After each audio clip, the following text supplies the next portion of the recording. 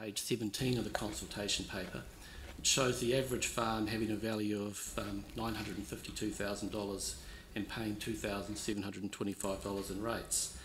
I'd have to say the averages don't bear any resemblance to the values and rates that are paid by actual farms. We've been advised by the council that the table represents about 3,000 properties that are considered rural. In reality there are probably no more than a couple of hundred actual farms within the borders of Christchurch City, and there's probably been generous. It concerns us because the table suggests that farmers could be regarded as getting off lightly.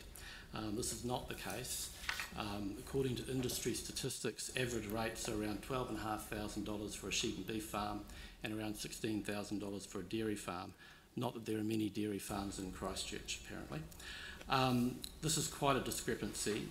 I guess what we're asking for here is a bit of a recognition that those averages don't really reflect what a farm actually is. And I think we would rather, in that where it says average farm, we'd rather have that called remote rural average, or words to that effect. Another solution is for the consultation to include a table of example properties. A lot of other councils do this, and they do include farm examples that are farms as opposed to small blocks. Just having made that point, I'd just like to now go on to the roading part of our submission. Our submissions mainly focus on roads. We strongly believe that rural roads on the Banks Peninsula have been allowed to deteriorate over a number of years. It's a real worry for our members because they are such a crucial lifeline for rural people. We have photos that we'll run through shortly that shows their condition. As we've said in the submission, insufficient funding over a number of years has led to the situation. We've been told the amount spent on rural roads would have to probably be doubled potentially to make a real difference and get the level of service, or at least the quality of service, back to where perhaps they could be. We also think, though, as well as the money side of it, that the work could be done better. I'm not an expert on roading engineering, but we've got a couple of farmers here who are regular users of these roads who've had direct experiences of how the maintenance has been done and what could be done potentially to improve it. I have to say the council is very responsive in dealing with problems as they arise, but it's a little bit like the ambulance at the bottom of the cliff. It'd be better to have a fence at the top to stop the person falling over in the first place.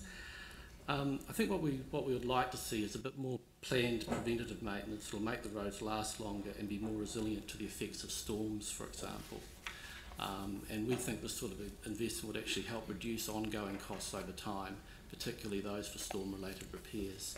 So if it's okay, I'd like to hand over to Hamish now. I've got some photos to go through. I'd just like to highlight some of the roading issues that we're seeing on the peninsula currently. This is one of the roads that we travel regularly to get to school, which the school bus travels on. This slippage occurred 9 months ago. They seem to have reframed the road up, but it's still down to one lane with a corner approaching on the uphill and also downhill side, which makes it a very dangerous road to travel, and there's no real signage leading up to this. This is a case going out of Little Lakaloa. The road was reformed also 9 months ago and just left with a shingle surface, and we're seeing that deteriorate and cause issues with traffic coming both ways on it. Like the last slide, this slide also is that this is a major tourist route. We see up to 25 camper vans a day go around here over the summer, plus tourists off cruise boats and buses. There seems to be repair jobs done. This was repaired about a year ago, but for some reason they seem to be just patching it, and it seems to deteriorate again very quickly. So next is, now I'd like to hand over to Edward for the next few slides. Council, thank you very much for making time to hear us. Road issues are very small in comparison to what Christchurch faces, but these are the lifelines for produce in and out. And my contention when we look through these slides is that I feel that there's two things that come out of this, and that is either that the contract by the contractors for the maintenance of this area is being inadequately done, or two, that in fact the job description between the council and the contractor is inadequately written. Over the 40 odd years I've been driving these roads, I've seen the pendulum swing from reasonable maintenance to poor maintenance, and I believe we're at a poor maintenance level, even though response for request is good, and that if the maintenance is done correctly, then it will in fact save the council money in the long term. So this is just a little example of a blind corner. Now I've complained about this, it's been like that for 3 years. This is the Holmes Bay Road, and this is quite a busy shingle road, and this is in the middle of February, and there's a classic example of lack of grading and keeping the water off the middle of the road. And more of the same. This one is like this almost all the time in this rain. This is the start of the Holmes Bay Road. Holmes Bay Valley Road.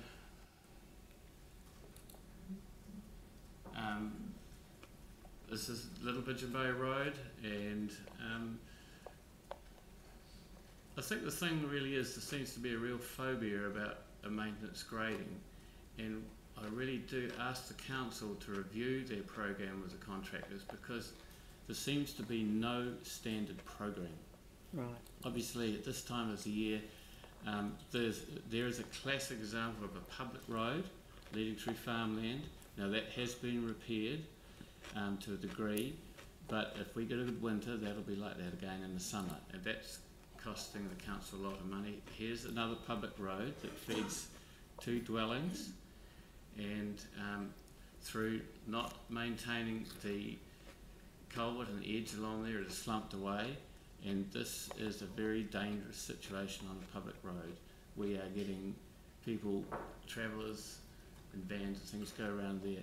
Now that example there is just purely incompetence about not having a maintenance program on the road. Little Pigeon Bay Road again, and more of the same. And this also is after a request to do some work. A digger's gone down there, done the culverts, but no one's got out with their shovel and actually finished them off. And you can see in the top right hand corner that the road now, through lack of maintenance, has got down on top of the culverts. It's an area again where a fully laden concrete truck of ours damaged 2 wheels going up there. More of the same. Doesn't look that bad, but in actual fact it's just the top has been worn off. Same again. So all I can do is please submit to the council that they review these contracts and how it's worded, and that they step away from this so-called request complaint process back to a proper maintenance program. So that's the end of our prepared statement. We'd be, if there is time available, we'd be happy to take any questions. One of the questions that I had is in relation to that matter is one of the hard things about the unsealed roads is that they're more unpredictable, you know, in terms of the management of them. So, I mean, do you have any input into the roading contracts that we have on Banks Peninsula at the moment? As an organisation? Oh no, not formally, no. Not really. I mean, obviously I'm always in contact with the greater driver and the people that are there, and I'm out there looking at the roads. I'm just wondering whether we could do this better if we formed a bit of a partnership. You know, I mean, we're in this together as the theme of this year's LTP, and I just wonder whether, I mean, you're seeing things early on in the thing, and early on after an event, and I think there've been major storm events in this area too over the last wee while.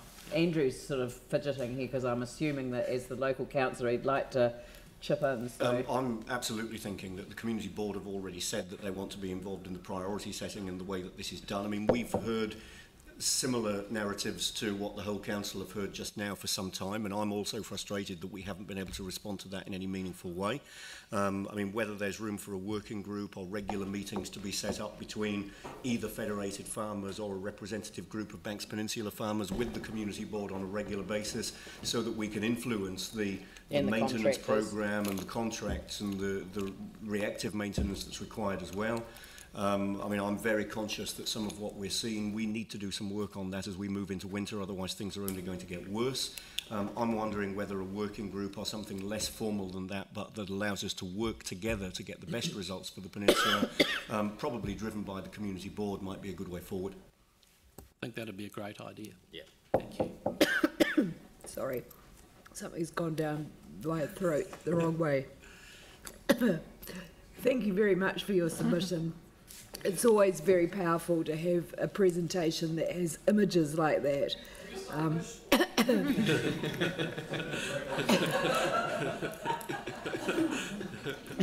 In fact, I'm all choked up. Pain. Yeah, but no, thank you very much.